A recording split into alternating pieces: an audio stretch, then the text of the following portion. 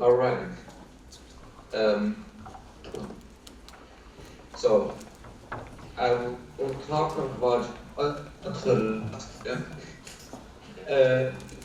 In a little bit more detail, and because I also want to play some of those animations, I want to save a little bit of time. So here is a little bit of biographical information. Otto Laske was born in 1936. He's still alive and well.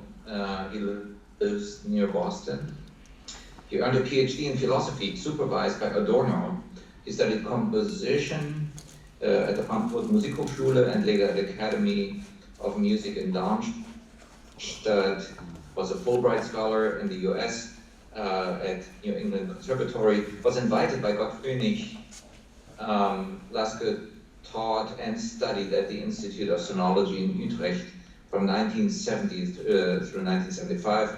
Was then a postdoctoral fellow at Carnegie Mellon University, a guest professor at Illinois, a software engineer, a consultant for the development of expert systems, the artistic director, initially with Curtis Rhodes of the New England Computer Music Association, NUCOM. He did that for 10 years. In fact, the picture here pictures Laske with Curtis Rhodes and also Barry Truax.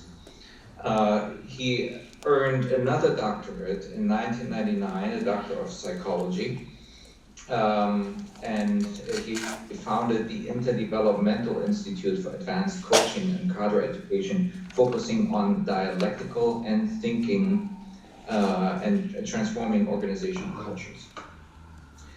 So just briefly about Laske's compositions. In the 70s, Laske's music of the 1970s was influenced by the Utrecht Classical Electronic Studio, as well as by his students and colleagues' POD program that incorporated König's controlled random procedures employed in projects 1 and in project 2 for use in computer music. Electroacoustic music was dominating. Many other works were only influenced by the thinking of the way in which computer programs work, but only perturbations for flute, clarinet, violin, violoncello, and piano, and two percussionists from 1979 was completely composed using Project 1.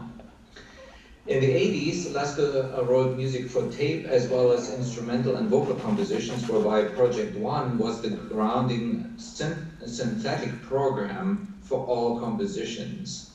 An electronic turn came about with Furies and Voices, that's the title of the composition, from 1989-1990, for which he used PODX, through which melodic rhythmic configurations of the 1980s tape compositions were replaced by a focus on density and sound color. This development continued in the 90s, in which compositions for tape dominate, which are based on his own poetry. For instance, Tree Link from 1992.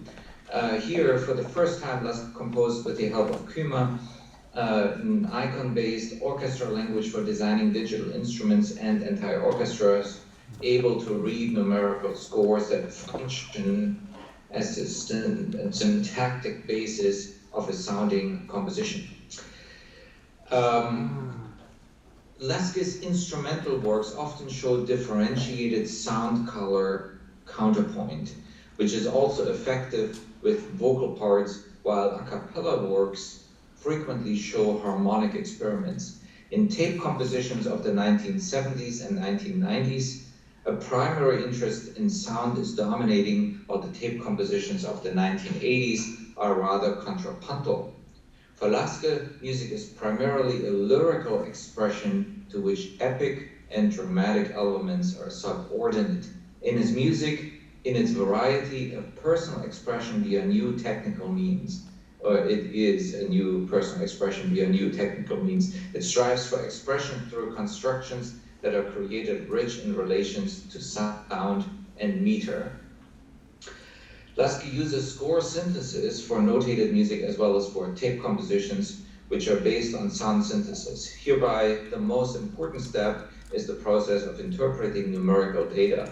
Laske's main compositional toolset remains that of Koenig's Project 1 program that uses an abstract composer-designed structure formula to create score data, since score-based music is it's a special kind of music within the electronic realm. It is nowadays often called score-based sampling, a term taken from sound synthesis and associated with Laske's name. So I want to especially talk about Laske's visual music animations. I will actually read some text here, a little bit of introduction to his visual music animations. All of Laske's visual art and compositions and some of his poetry show his conception of the computer as the artist's alter ego. That's a quote from one of Laske's writings from 1990. In his artistic late work, Laske transferred his experiences in shaping artistic materials in poetry and music to visual arts. Throughout his career, Laske always saw new technologies as a gateway to new art. And so in 2009, Laske started a series of 3 visual music animations. I quote, "To discover that animation stills are a potent source of both digital photography and digital painting. In light of the importance of music in my life, all of my visual work is frozen music, showing the inner dynamics of shape, color, texture, and line." End of quote. Among Laske's visual art, his visual music animations most closely represents his focus on artistic processes.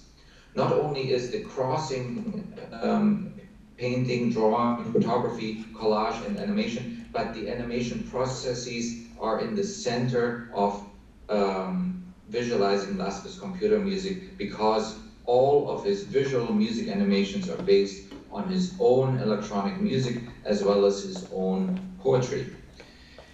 The musical syntax dictates the animation processes, and the colors are a visualization of the orchestration and thus sound colors. Sequences of images outline the musical form, which is ultimately rooted in score and sound synthesis. In Laske's visual music animations, the use of poetry, however, the poetic meaning dominates and dictates images and sound, just like the lyrics dictate the sound in Laske's compositions with lyrics. In those lyrics-based visualizations, the images interpret the poetry. Generally speaking, however, the traditional artistic genres are so fluidly married with each other that Laske's visual music animations can and should be seen as a new artistic genre itself. So I'd like to discuss each of these 3 visualizations and each beginning and available on Vimeo. The links are in the press. And here is the beginning of Coves.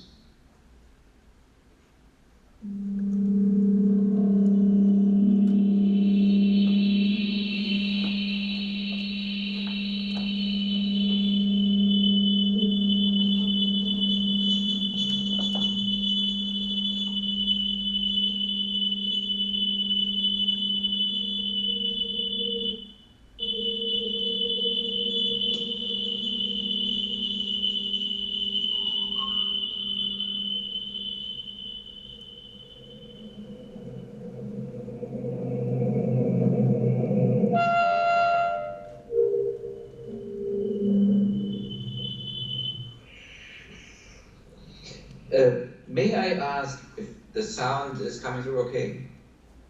Yes? Okay. So this first animation is entitled Coves and was completed in 2011 and based on parts of Laske's 2009 electronic music Being and Nothingness, the title of which refers to Sartre's existentialist philosophy. The title of Coves, which can be viewed on Vimeo, refers to pictures Laske took of several Cape Ann coves near his home in Massachusetts, where he has been residing since 2010. These pictures were taken at Lanesville, Pigeon Cove, the most northern point of Cape Ann in Massachusetts. A cove is a small type of bay or coastal inlet, often with narrow entrances and oval in shape. Dedicated to Dennis H. Miller, a composer turned animator who pioneered score-based videos and served as Laske's mentor, Laske's Coves reflects on the storms that helped shape coves as well as the land's dependency on the sea, with both its threats as well as its potentials. Synthesized, stark, melodic elements represent nothingness, which provokes self-realization or being. Laske produced the music with Project One for the score, as well as with KEAMSAC Capybara sound engine for the sound. The first part of the three-part, 8-minute visual music animation, of course, represents moving forces that gradually overlay and move against each other, as you started to see. The second part highlights the internal conflict of these moving forces, physical and psychological, while the third part continues the conflict but calms down toward the end. Visually, sea landscapes are overlaid with rocks, waves, and the moving sky throughout coves, set to a variety of sound mixtures. And I will just play just a little bit of the end.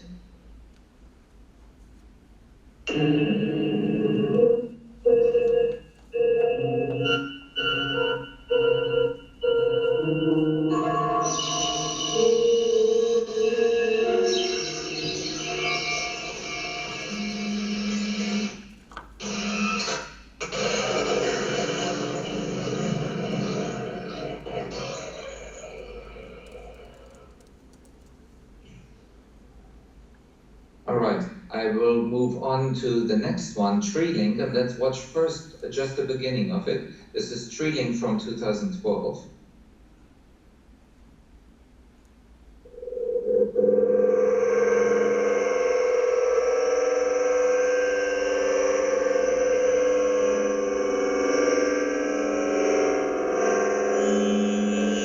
Evening light is weighing down on the playground oaks and maples, whirling sweetly.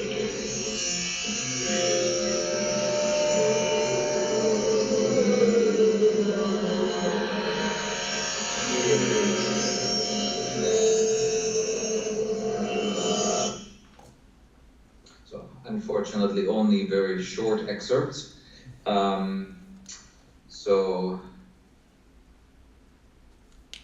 Treeling, Laske's 14-minute visual music animation Treeling from 2012 is based on Laske's reading of his own poetry with the same title, written in 1979, and on his electronic composition Treeling from 1992. And the lyrics are here on the slide. In this composition, text and language fragments are embodied by sounds partially synthesized via Capybara and Kuma language, and partially based on the modified sounds of the acoustic reading itself.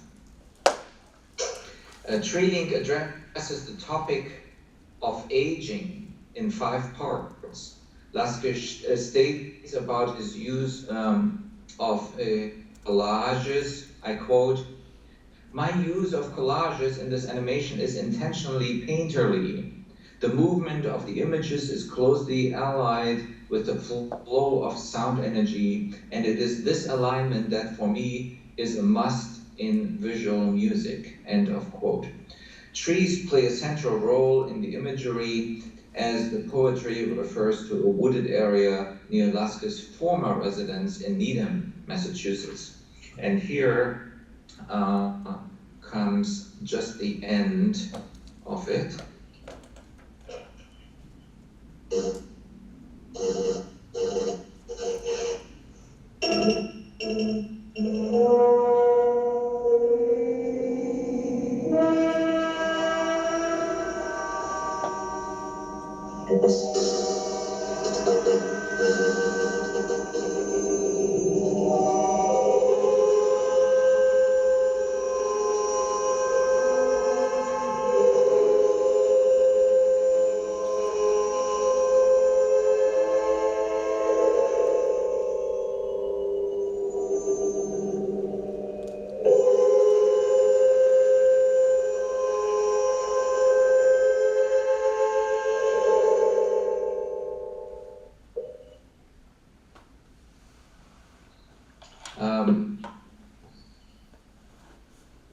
Moving on to the last one, Farewell to Los Angeles. Here's the beginning.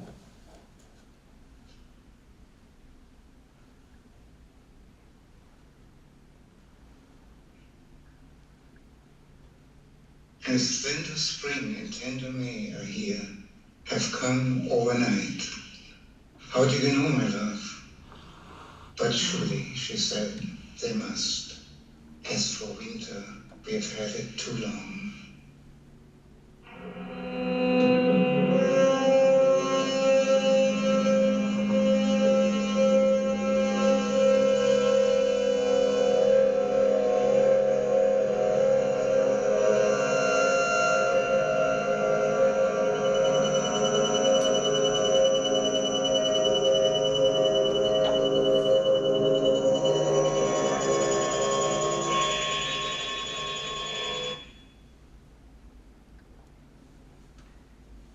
Dedicated to his wife Nadine Botin, Farewell to Los Angeles from 2012 is based on Laske's reading of his poem with the same title written in 1979. And I'm displaying here the lyrics on his website. It's relatively lengthy. The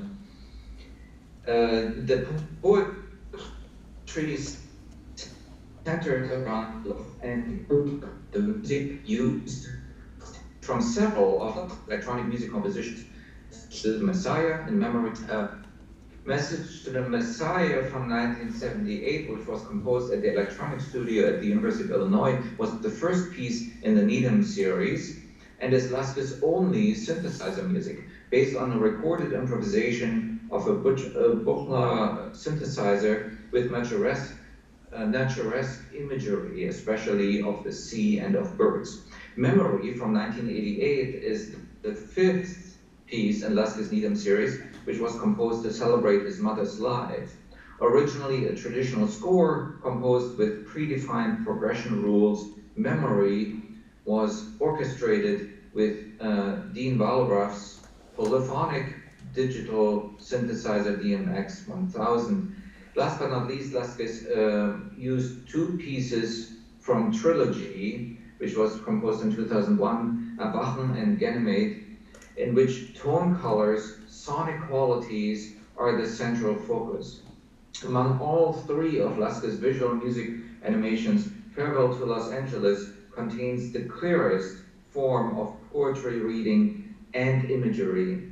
As video poetry, the collages of both realistic and abstract images follow with their dialectical movements, the stanzas of the poem supported by the structure of the music to bring out the poetry in its fullest like a Gesamtkunstwerk. Here is the end.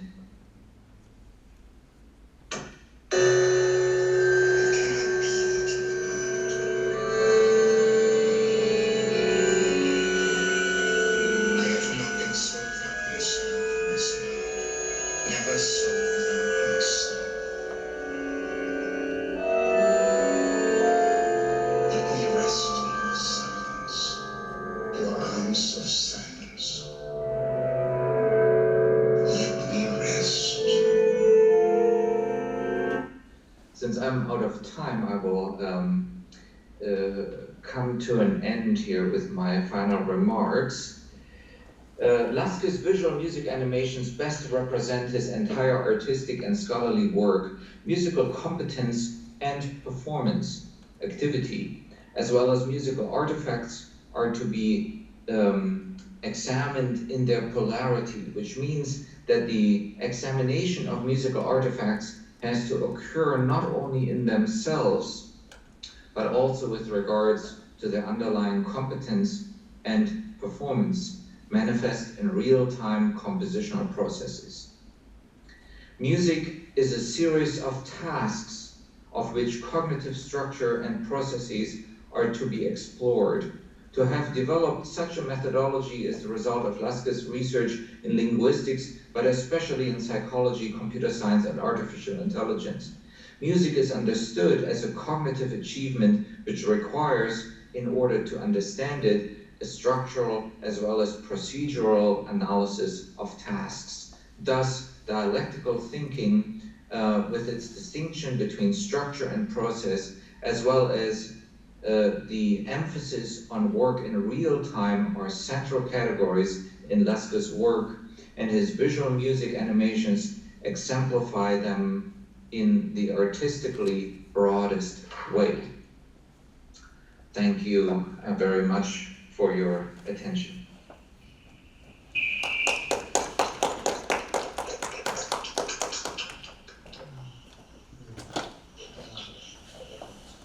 Any questions?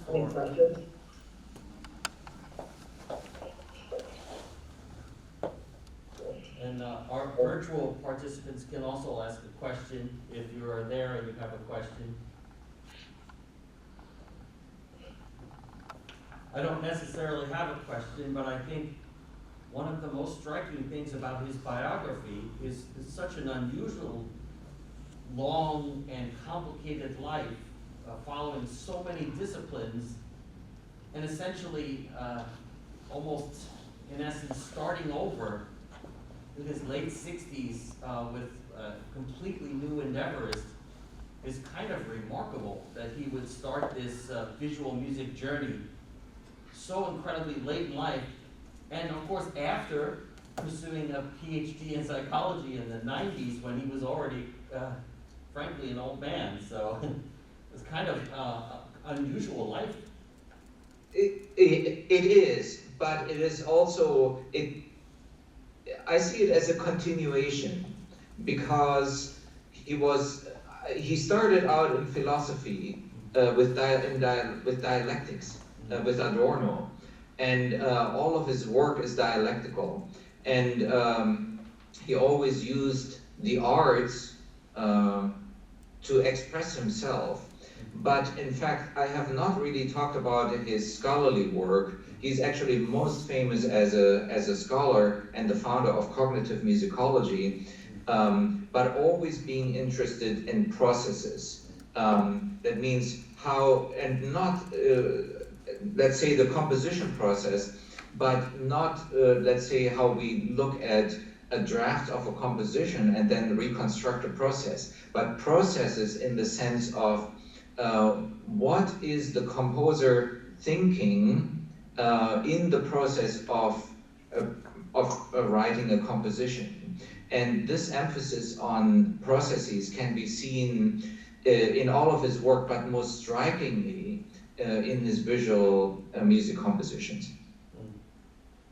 I mean, because, look, he's born in 1936, and then he pursues, right, what do you say here in the 90s? He pursues a psychology, PhD in psychology. And my father was born in the exact same year. By then he was retiring, which is remarkable. What do you suppose made him, I mean, I did one PhD and it almost killed me. So why did he go back in the 90s? So was there some specific thing, some impetus that made him want to do this? Well, I think his constant desire to learn more, but he had founded the cognitive musicology and was always interested in psychological questions, so studying developmental psychology is kind of a natural continuation, but yes, at a relatively high age. But he was very successful as that because he developed a theory of coaching, which is has been used now for 2 decades and is very much used in coaching. Yeah, I see. And I see Evan, Mark has a. Yeah, Mark has a hand up. Go ahead, Mark. Yes. Hear me? I can hear you. Oh, yeah. Well, I was wondering, forgive me if you said something about this. I was a little bit distracted with my setup over here, but so when he was writing the audio visual works, did he make the music first and then the visual first and then, or were they co-created from the same material, or how did that work? The music was composed. He used music that was composed before. So the music was originally composed as standalone music. Now for this last piece, he actually used several different pieces, excerpts of several different pieces.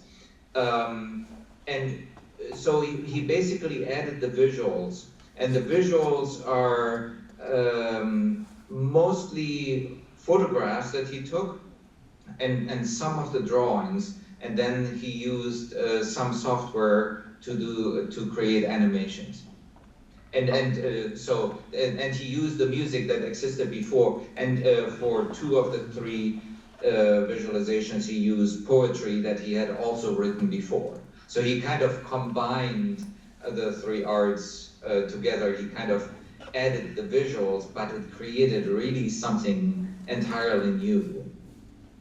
Okay, thank you. Mm-hmm. Okay, any other questions? No?